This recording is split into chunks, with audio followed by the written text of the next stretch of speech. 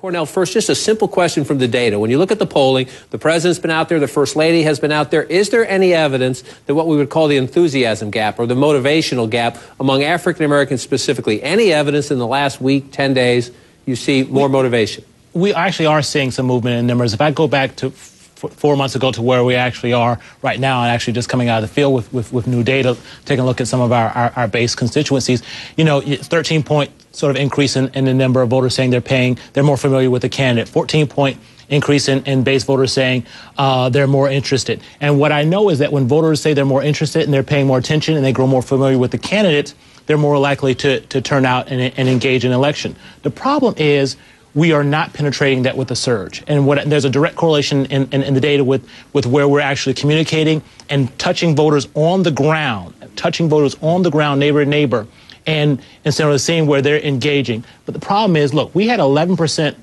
more voters turn out in 08 than had previously turned out before.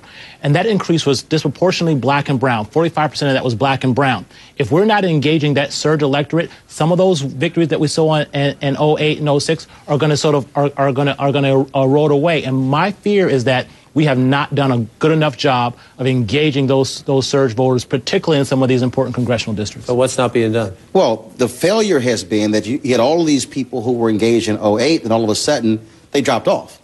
And so you've seen President Obama in the last 3 weeks appear on Tom Joyner. I do his show every day. Michael Basin, all these different radio shows, all of a sudden bringing in African-American bloggers, talking to black columnists, but they have not been doing that consistently for the past 18 months. In fact, between inauguration and him talking to Joyner about 3 weeks ago, there's only been one interview. And so you have to constantly touch your base support. In many ways, I make the point that it's like family. You have to stay in touch with family. And so you must continue to talk to them, engage them. That has been the problem. And the DNC is saying they're spending $3 million more than they've spent in quite some time. But what is the DCCC spending? What are the senatorial folks spending? How are they engaging folks on the ground? That has been the failure of Democrats, and it might hurt them because if they don't get the folks out, they'll lose.